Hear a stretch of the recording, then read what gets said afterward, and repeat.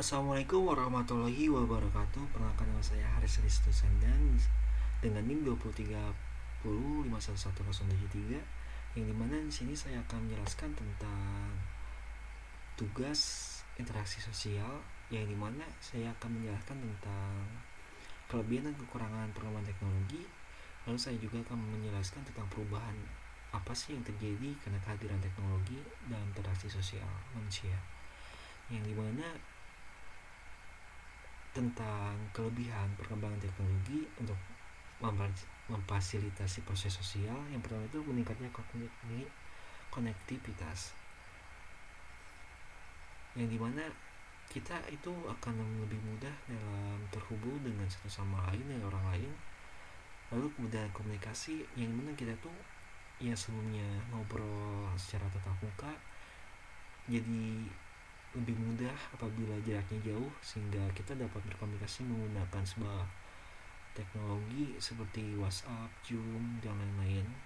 Lalu akses ke informasi dan pengetahuan, yang mana sebuah akses kita terhadap sebuah informasi itu lebih mudah karena kita bisa mencari sebuah informasi dari berbagai macam sebuah topik yang ada di internet akan bermunculan, hingga kita dapat membeli informasi apa saja yang kita ingin cari dan dari mana saja sumbernya pun lebih mudah.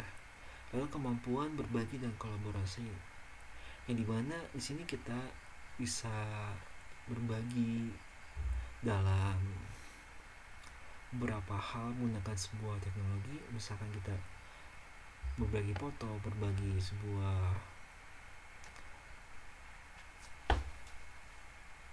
video, membagi sebuah musik, dan berkolaborasi dalam sebuah perkembangan diri, sehingga dengan sebuah teknologi ini kita bakal bisa meningkatkan sebuah skill dan kemampuan kita.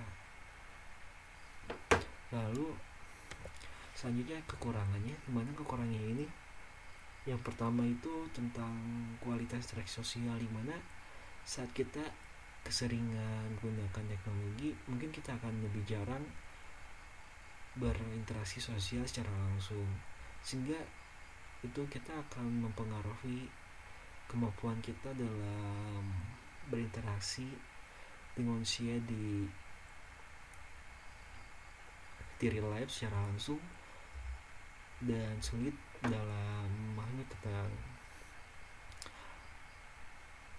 mimik muka atau gerak tubuh gitu.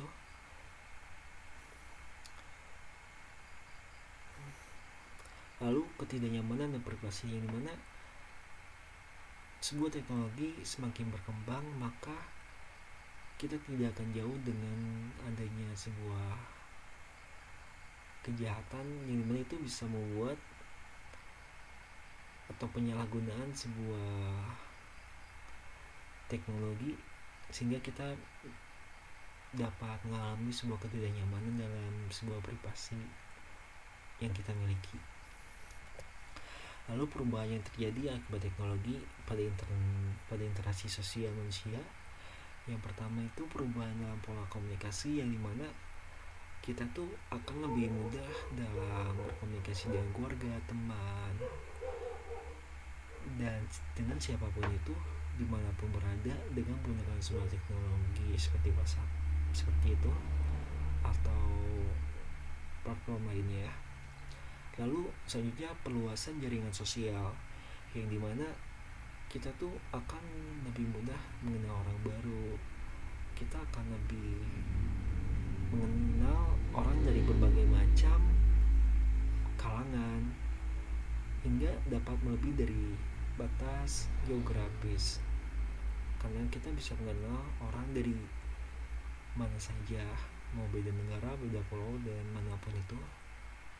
Lalu meningkatkan akses informasi, yang dimana yang sebelumnya informasi kita yang hanya gini-gini aja, dengan adanya teknologi kita dapat meningkatkan informasi kita tentang materi apapun itu, tentang pengetahuan, tentang teknologi, tentang pengetahuan ilmu dan lain-lain, dengan menggunakan sebuah teknologi Nah, makanya informasi yang kita miliki yang sebelumnya terbatas itu dapat menjadi meningkat karena adanya YouTube, di mana di situ banyak berbagai macam informasi yang orang lain berikan kepada kita yang mengakses YouTube tersebut. Atau ada orang yang mengupload sebuah buku-buku sehingga itu bisa meningkatkan informasi kita dan kemampuan pemahaman kita akan jadi lebih luas. Lalu kemampuan berbagi dan kolaborasi, yang dimana kemampuan ini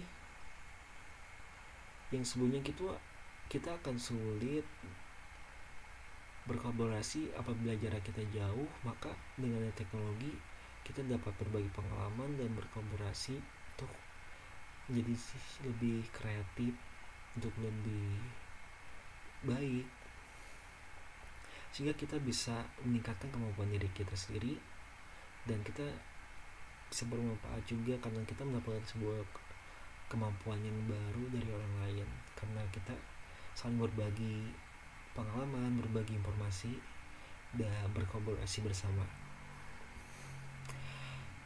Lalu selanjutnya perubahan dalam budaya dan norma sosial, yang dimana teknologi itu mempengaruhi sebuah budaya, norma sosial, termasuk etika, privasi, dan cara kita berinteraksi dengan orang lain. Selanjutnya sebutkan salah satu aplikasi yang pernah atau yang sedang digunakan saat ini.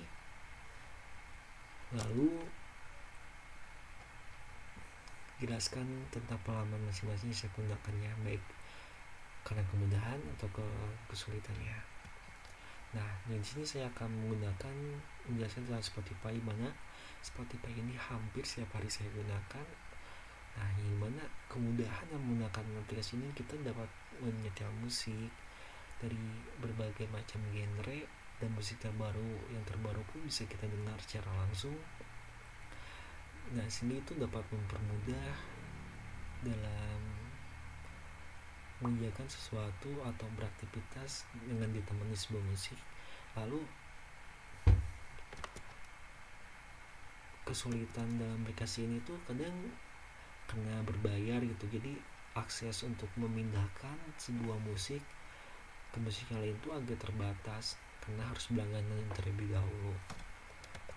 Lalu selanjutnya saya akan menjelaskan tentang strategi yang digunakan untuk mengingat, misalkan dalam belajar, jadi lebih mudah dan lebih baik. Nah, yang pertama, kita pentingkan sebuah pemahaman, karena dengan kita pentingkan pemahaman, kita akan lebih fokus dalam memahami sebuah materi yang dijelaskan. Lalu selanjutnya kita buat sebuah catatan yang efektif, di mana sebuah materi yang disampaikan lalu kita catat poin-poin pentingnya, lalu kita kelompokkan, lalu kita menggunakan sebuah visualisasi, yaitu mungkin kita bisa menggunakan warna atau apa, sehingga visualisasi itu dapat membuat kita jadi lebih kuat dalam mengingat sebuah materi yang disampaikan. Nah, lalu kita praktekkan ulang terus materi yang didapat beberapa kali dengan metode pengulangan agar lebih paham. Nah, habis itu kita berdiskusi nih sama yang lain tentang materi yang disampaikan sebelumnya.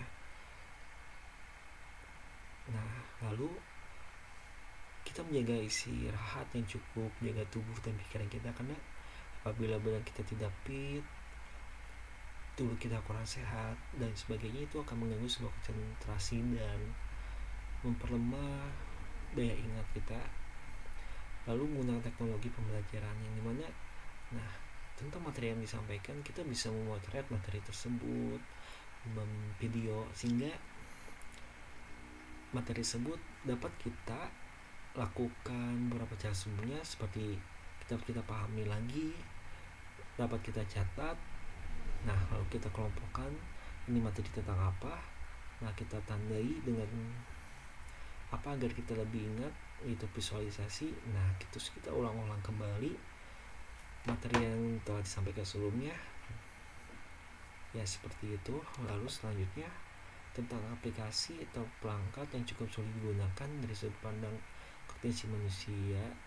Nah, dimana Photoshop nih, yang dimana Photoshop itu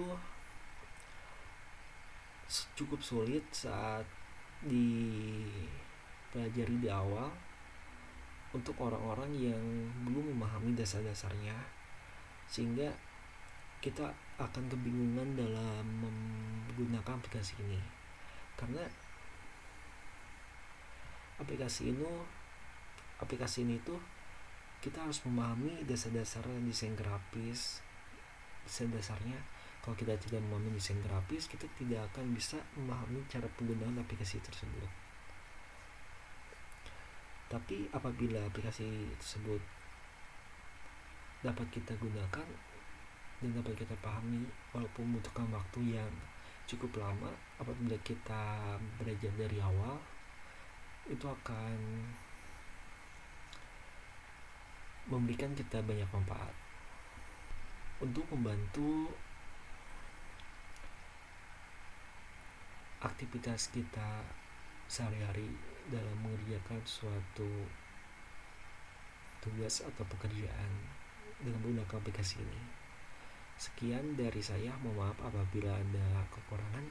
Wassalamualaikum warahmatullahi wabarakatuh.